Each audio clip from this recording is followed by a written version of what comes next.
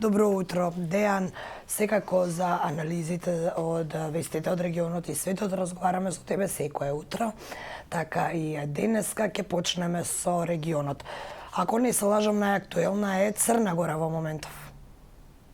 Црна Гора е актуелна изминативе денови, особено првин, ако се земе во предвид дека денеска почнува собранието, односно собраниската седница, на која треба да се усвои новата влада на Здравко Кривокапич, практично 30 години по владењето на партијата на Мило Џукановиќ. На некој начин денешната седница е историска, каде што треба да се одобри владиниот кабинет на Здравко Кривокапич, кој со своите 12 предложени министри треба да го даде оној нов курс на Црна Гора, кој за разлика од минатото го најавува. Едно од најавите секако е онаа класика борба против корупција, подобрување на економската состојба, борба против пандемијата, но и унапредување на добрососедските односи. Доаѓањето на оваа влада доаѓа во време кога се нарушуваат односите со Србија, дипломатските односи. Ке подсетам, Подгорица пред 3 дена го протера амбасадорот на Србија во Подгорица, инаку по потекло од Црна Гора, нели они се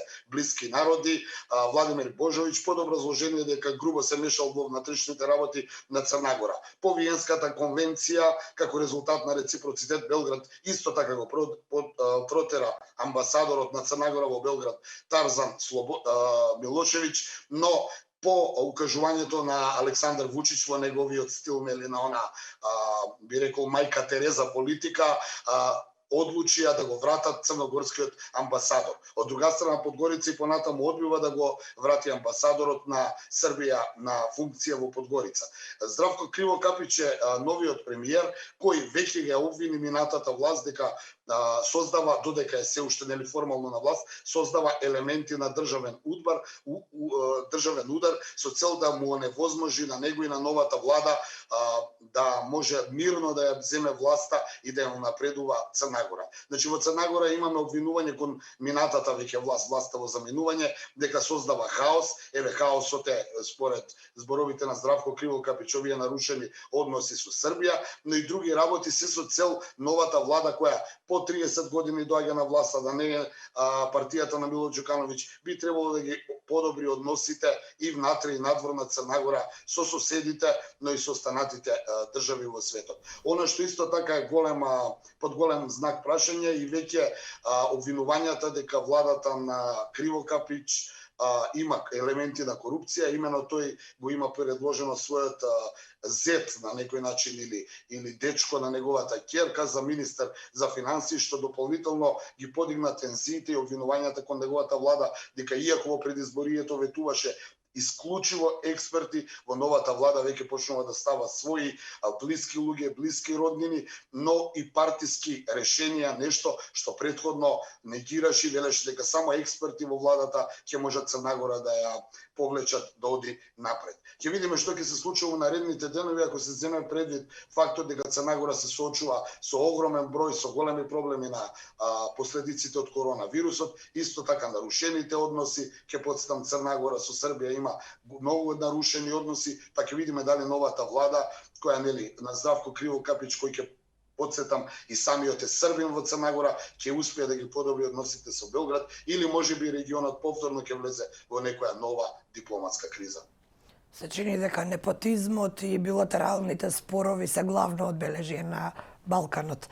Дејан, што се случува со остатокот од Европа во изминативе денови? И премиерката на Шкотска имаше изјави дека променето е расположението во Шкотска и дека е можно наредната година повторно да се бара референдум. Можно ли е такво нешто?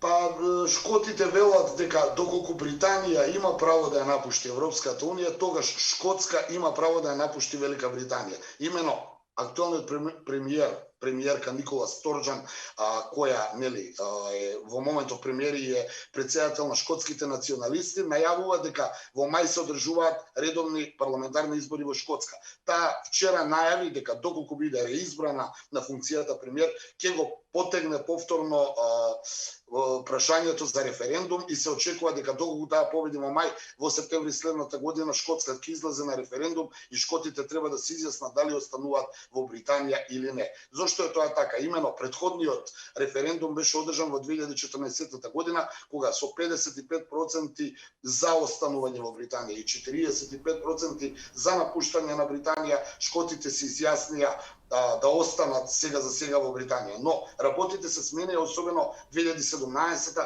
кога беше одржан Брекзитот, односот на шкотите кои гласаа за останување на Британија во Европската унија беше многу поголем.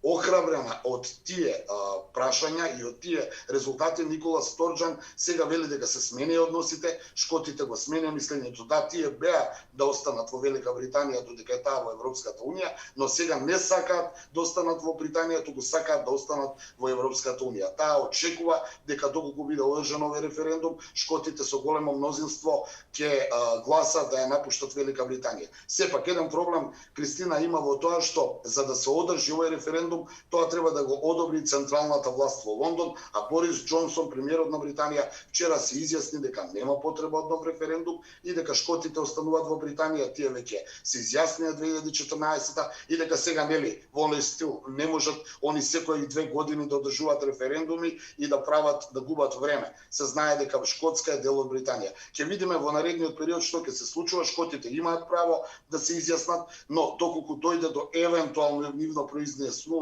да бидат независна држава, се ризикуваме да Европа, пред се Европа и останатиот дел од светот, да Балканот секако да направи еден домино ефект на отцепување на многу региони кои бараат своја самостојност од централните власти. Тука ќе ја потсетам и Каталонија, има региони и во Белгија, а да не зборувам на Балканот.